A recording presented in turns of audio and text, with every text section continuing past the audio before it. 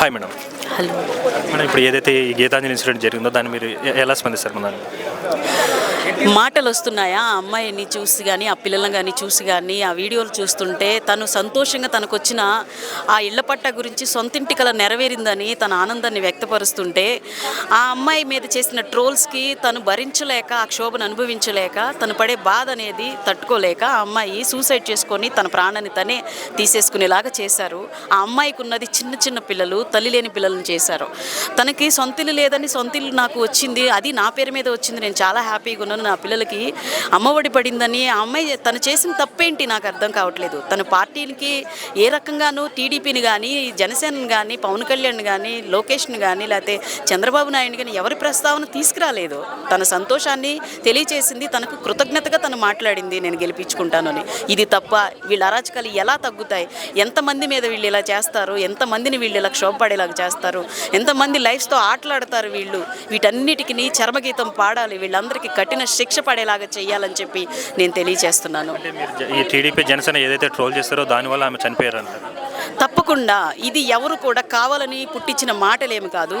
ఇది ఆ అమ్మాయి సంతోషంగా ఇళ్ల పట్ట పట్టుకొని నాకు జగనన్న ఇల్లు ఇచ్చాడు అని నేను చెప్పి సంతోషంగా తెలియచేసినందుకే కదా, ఇలా వాళ్ళు ట్రోల్స్ చేసినందుకే కదా, సాక్ష్యాలు ఆధారాలన్నీ ఉన్నాయి కదా. ఇది ఏదైనా కానీ ఏదో వాళ్ళలాగా మార్ఫింగ్లు చేసో లేకపోతే ఎడిట్లు చేసో లేకపోతే చేసిందేం కాదు. ఇది వాళ్ళు చేసిందే. వాళ్ళు సోషల్ మీడియాలో ట్రోల్స్ అయినయే విత్ ఎవిడెన్స్తోనే ఉన్నాయి ప్రతిదీ కూడా. అది ముమ్మాటికి వాళ్ళు చేసిన హెరాస్మెంట్కే ఆ అమ్మాయి అలా అయిపోయింది.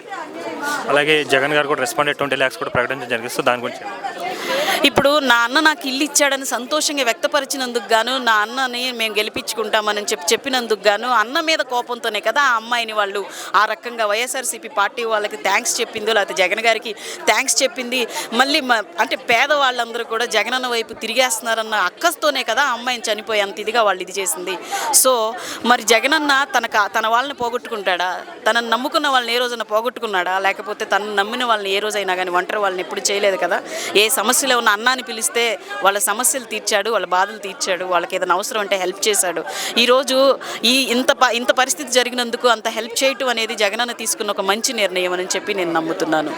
Thank you madam. హాయ్ అండి. హాయ్ అండి. హాయ్. సో మనం ఇప్పుడు రీసెంట్గా చూస్తుంటే మన గీతాంజలి గారిది ఏదైతే ఇష్యూ నడుస్తుందో, సో ఏ సోషల్ మీడియా చూసినా అదే నడుస్తుంది కదా. సో దాని గురించి మీ స్పందన ఏంటంటే? అంటే తెనాలి వాసి అయినటువంటి బీసీ సామాజిక వర్గానికి చెందిన గీతాంజలి సోదరి ఆత్మహత్య చాలా దారుణం అండి.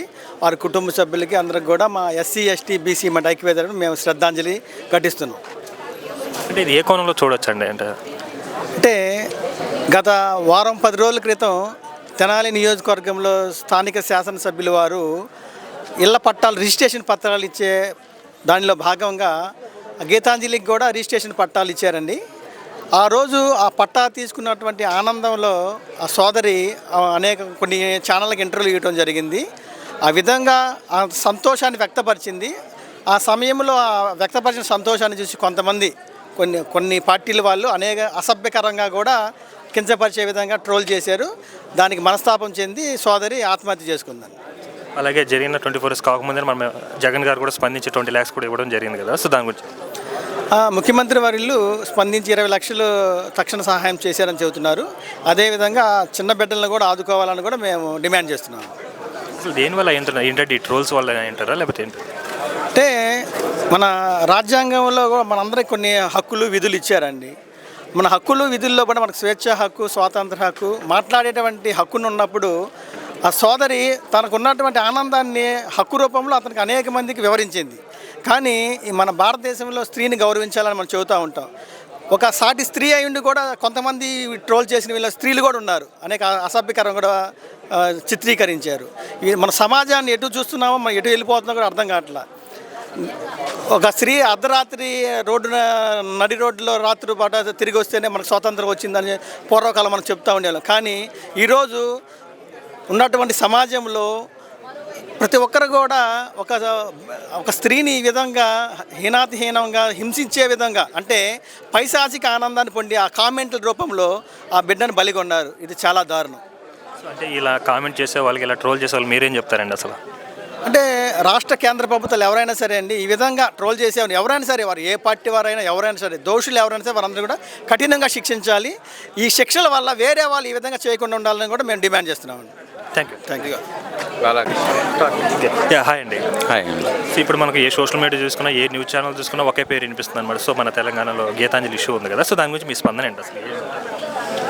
ఆ అమ్మాయి చేసిన పని ఏంటంటే అండి, చక్కగా ఆమెకి నాకు ప్లాట్ వచ్చింది అని చెప్పి బయటకు వచ్చి ఆ ప్లాట్ తీసుకుని ఆ ప్లాట్ అది కేటలాగ్ తీసుకుని ఇది నా రిజిస్ట్రేషన్ పత్రం అని చెప్పి ఆ ఎగ్జైటింగ్గా ఫీల్ అయ్యి ఉన్నదాన్ని చక్కగా చెప్పుకుంది. మీడియాకి ప్రజలకి చక్కగా చెప్పుకుంది. చెప్పుకునే క్రమంలో వాళ్ళు చేసే పనులు, వాళ్ళు చేసే కామెంట్స్ వల్ల ఆ అమ్మాయికి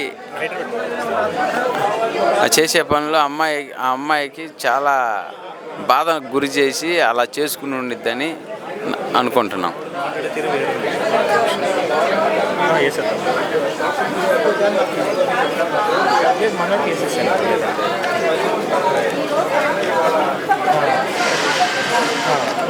లేదంటే కేజెస్ రాకుండా దానికి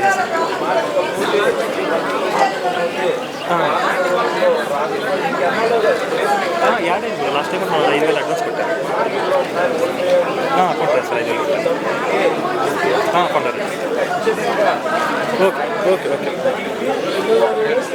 సో అలాగే ఇది జరిగిన 24 hours కాకముందే మన సీఎం గారు కూడా 20 లక్షలు అనేది ప్రకటించడం అనేది జరిగింది. సో దాని గురించి మీ రియాక్షన్? సీఎం గారు ఆడవాళ్ళకి ఏదన్నా జరిగితే ఆయన ఓర్చుకోలేడండి. దానికి కారణం ఏంటంటే అమ్మఒడని, ఆసరా అని ఏదైనా కానీ ఆడబిడ్డకే ఇచ్చాడు. ప్రతి మహిళకి ఇబ్బంది కలగకూడదని ప్రతి ఊరికి మహిళా పోలీసుని పెట్టాడు. దిశ యాప్ పెట్టాడు. చట్టం తీసుకొచ్చాడు. ఏదన్నా చేయాలనేది ఏ పదవుల్లో ఇవ్వాలన్నా కానీ మహిళలకి సగం పర్సెంట్ 50% సచివాలయ ఉద్యోగాలు 1,50,000 ఇస్తే 1,50,000లో 50% మహిళలకి ఇవ్వాలని చెప్పి డిసైడ్ చేసి మహిళల మీద ఏదైనా పూర్ పీపుల్ మీద ఆయనకున్నంత అభిమానం ఎవరు తీర్చలేంది. అందు గురించి ఆయన వెంటనే స్పందించడం కూడా జరిగింది. సో అలాగే ఇప్పుడు ఈ గీతాన్ని చనిపోవడానికి మెయిన్ ఏ సోషల్ మీడియా కారణం అంటారు మీ దృష్టిలో? సోషల్ మీడియా తెలుగుదేశం పార్టీ వాళ్ళు ప్రెస్టేషన్లో ఉన్నారండి. 25 మంది 15-20 లక్షల జనాభా రావటం అనేది సిద్ధం సభలకు కానీ వాళ్ళ ప్రెస్టేషన్లో భాగంగా సజ్జా అనే వాళ్ళు అంతా రకరకాలుగా పిచ్చిగా మాట్లాడుతా వాళ్ళు చేసిన పనులు ఇవన్నీ అంతే అంటే 15 లక్షల మంది జనం వస్తే 10,000 మంది జనం వచ్చారని మెయిన్ ఆంధ్రజ్యోతి హెడ్డింగ్లో వస్తే దాన్ని ఏమని చెబుతారు? ఇంకా అంతకన్నా ఏమన్నా చెబుతారా? వాళ్ళ మీడియా అంత బోగస్ అని అంతకన్నా ఏమన్నా చెబుతారా? 10,000 మంది ఇడ్డోరంతా బుడ్డేలు గీయటం కాకపోతే. అలాగే టీడీపీ మహిళా లీడర్స్ కూడా ఎవరు స్పందించలేదు కదా, సో దాని గురించి? టీడీపీ మహిళలు స్పందించలేదండి. అసలు వాళ్ళకన్నా మన పవన్ కళ్యాణ్ స్పందించాల్సిన అవసరం ఉందా? ఆడబిడ్డలు, జన సైనికులు, వీర మహిళలు అని చెబుతాడా? చెప్పినప్పుడు ఆయన స్పందించాల్సిన అవసరం ఉందా? ఆయన స్పందించలేదు. సరే అంత దూరం నుంచి రాలేదో చేయలేదో అనుకో, లేదంటే ఆయనకు షూటింగ్లు ఉండయో, లేదంటే ప్యాకేజీలు సర్దుకోవాలి, ఏదో రకరకాలుగా ఉండొచ్చు. కానీ వాళ్ళ మనిషి ఉన్నాడు ఎక్కడ? తెనాల్లో ఆయనకేగా సీట్ ఇచ్చుకుంటుంది. నాదేండ్లో మనోహర్కి ఇచ్చుకుంటున్నాడుగా, ఆయన స్పందించాలి కదా. కనీసం ఆయన స్పందించాలి కదా దానికి ఏం జరుగుతుంది ఏందనేది. వాళ్ళకి అసలు ఆ ప్రేమ అది తెలియదండి. ఏదైనా అడ్డగోలుగా రావాలి, ఎలక్షన్లో రావాలి, ఏదో ఒకటి చెప్పాలి, మాయ మాటలు చెప్పాలి, ఓట్లు వేయాలి. తెనాలి అంత అమాయకులు ఎవరు లేరండి అలా. అలాగే ఈ సోషల్ మీడియాని ఇలా మిస్యూజ్కి యూజ్ చేసే వాళ్ళ గురించి మీరేం చెప్తారండి? సోషల్ మీడియాని మిస్యూజ్ చేసే వాళ్ళ గురించి ఏదైనా కానీ విలువతో కూడిన రాజకీయం చేయాలి, విలువలతో కూడిన వాక్కులే చేయాలి. దానికి జనగణమన సినిమా ఒకటి ఉంది. సినిమాలో చాలా క్లియర్గా ఉండిద్ది. ఆ సినిమా అట్లా ఉండాలి. ఏదైనా జరిగిందే చెప్పాలి, ఉండదే చెప్పాలి. మీరైనా సరే కనీసం వాస్తవానికి దగ్గరగా చూపించాలి. Thank you.